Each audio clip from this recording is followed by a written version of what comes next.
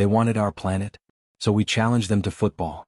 Before we dive deeper into this story, tell us in the comments where you are watching from. The Kreth fleet arrived on a Wednesday, which humanity would later agree was fitting, because nothing that happens on a Wednesday ever feels entirely real. They came in low and slow over the Atlantic, 12 vessels the size of small cities, their hulls a deep bruised purple that seemed to absorb the afternoon light rather than reflect it. Every radar system on Earth lit up simultaneously. Every military command center on the planet went to its highest alert in the same 60-second window. And then, before a single missile could be authorized, before a single fighter jet could be scrambled, before the first trembling finger could reach the first red button, the Kreth broadcast a signal on every frequency humanity had ever used, in every language with enough speakers to matter, in voices perfectly calibrated to sound calm and unthreatening and absolutely final. They wanted Earth.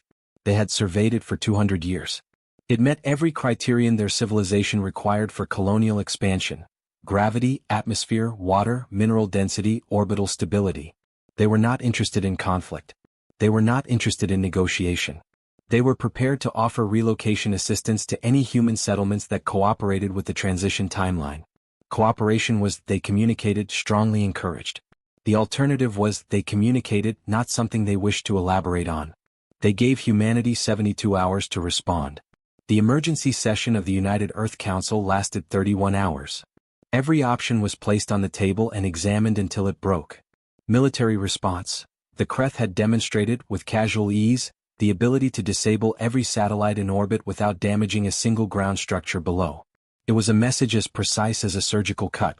We can reach anything and we can control how much damage we choose to do. Evacuation was meaningless on the scale required. Political appeal to whatever galactic authority might exist was a fantasy with no mechanism and no timeline. Biological or chemical deterrence was a wishful thought against a species that had never set foot on the planet's surface.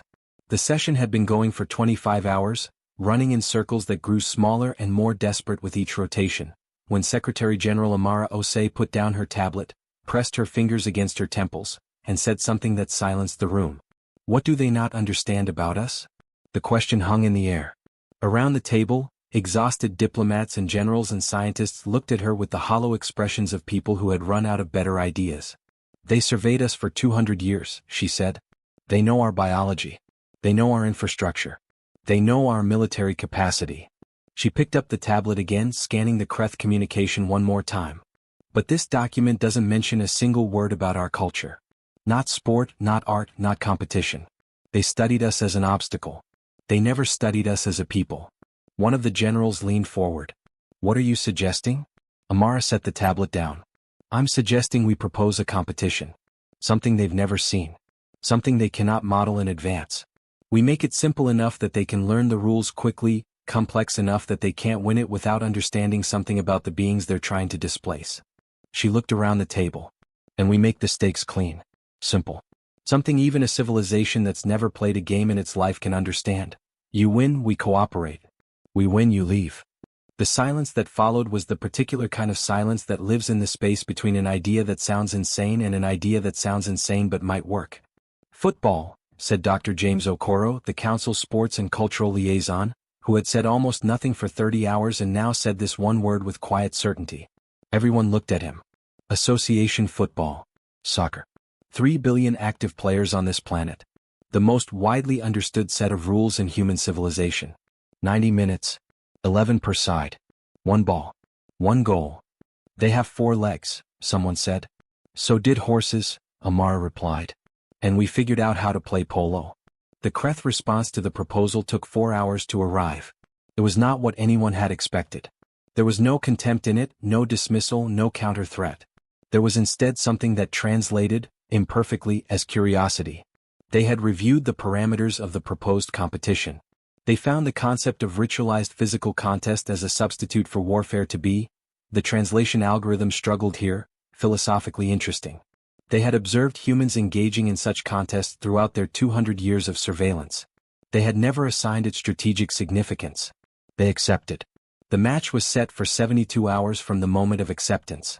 Venue, Wembley Stadium, London, which held 90,000 seats and which the Kreth, after reviewing footage, identified as sufficiently symbolic.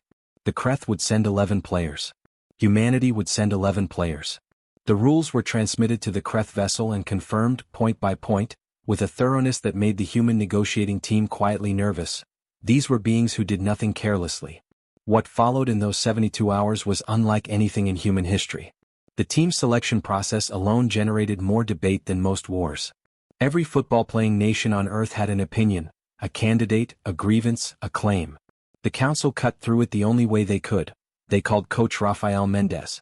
Mendez was 61 years old, a retired Argentine midfielder turned tactical coach who had won 2 World Cups with 2 different national teams through a combination of footballing genius and an almost supernatural ability to build trust between players who had never played together.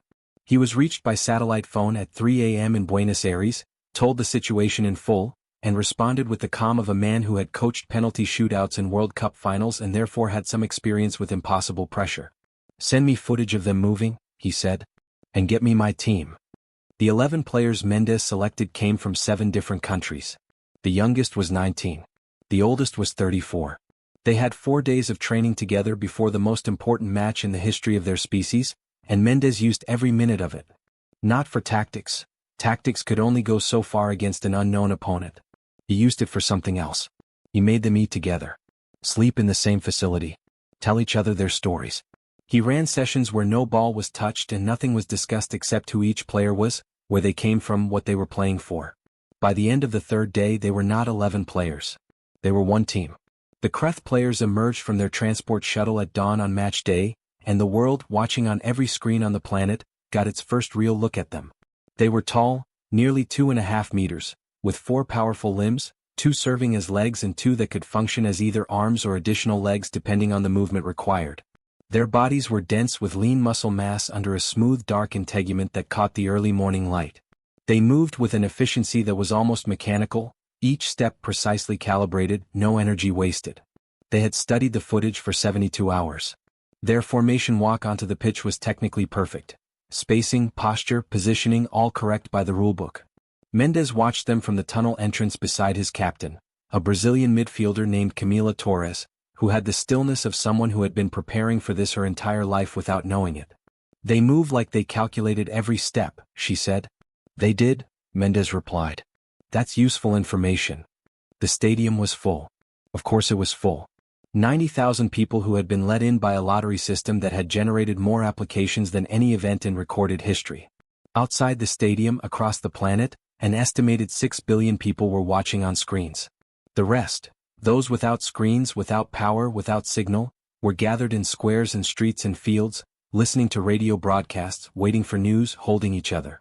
The referee blew the opening whistle and the match began. The Kreth were extraordinary.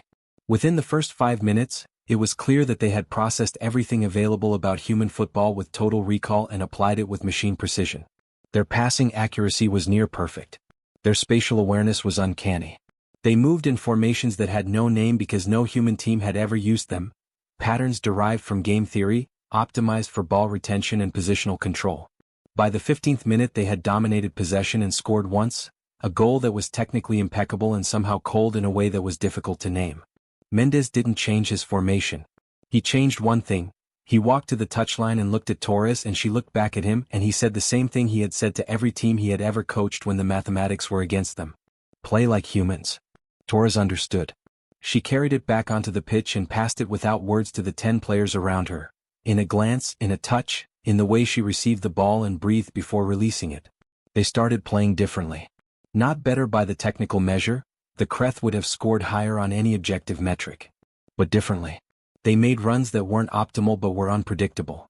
They communicated in real time, constantly, in words and calls and the kind of instinctive spatial coordination that develops not from calculation but from years of loving the same game. A winger from Senegal and a striker from South Korea who had met 4 days ago moved together like they shared a nervous system, because Mendez had made sure they ate breakfast together every morning and knew each other's children's names. The equalizer came in the 38th minute.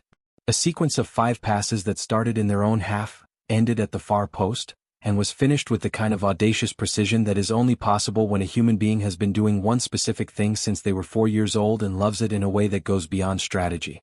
The stadium became something that the Kreth Observer team, watching from their vessel, later described in their mission logs as acoustically overwhelming and tactically irrelevant.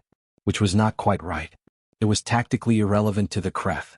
For the 11 humans on the pitch, the sound was fuel in a form that no nutritionist could measure and no sports scientist could fully explain. The second half was different from anything either side had prepared for. The Creth adapted to the human irregularities, began to model the unpredictability, and went ahead again in the 62nd minute with a goal that demonstrated a speed of tactical evolution that made 3 of the human analysts watching in the council room feel genuinely afraid. They were learning. In real time. Getting better inside the match itself. Torres scored the second human goal in the 71st minute by doing something that no model could have predicted because no model could have accounted for it. She slipped on the wet grass, recovered her balance in a movement that was biomechanically improbable, and struck the ball in the same continuous motion before her brain had finished processing what her body had done. It was a mistake turned into a masterpiece in the span of half a second, and it went in off the underside of the crossbar. The Creth observers noted it in their logs as a statistical anomaly. Mendes, on the touchline, covered his face with both hands and then removed them and stared at the sky. 90 minutes. 2 goals each. Extra time. The penalty shootout came after 30 additional minutes in which neither side scored, both having pushed to the edge of their respective capacities and found the other still standing there. 5 kicks each. 11 meters from the goal. Everything balanced on the ability of one being to send a ball past one other being who knew it was coming. The Creth converted their first 4 penalties with perfect, unhurried precision, same corner each time, same placement, velocity calibrated to the millimeter. Their 5th taker stepped up, ran and placed the ball exactly where the previous 4 had gone. The human goalkeeper, a German named Lena Bauer, had stood in the goal through 4 perfect kicks with the expression of someone waiting for a moment that had not yet arrived. She had watched the pattern. She had felt it. She dove before the ball was struck, which was the only way she could reach it in time, and she was right. The stadium became something beyond noise. It became a physical force. The human 5th penalty fell to Torres. She placed the ball on the spot, stepped back and stood still for 4 seconds, long enough that the crowd quieted slightly, listening to the silence with her.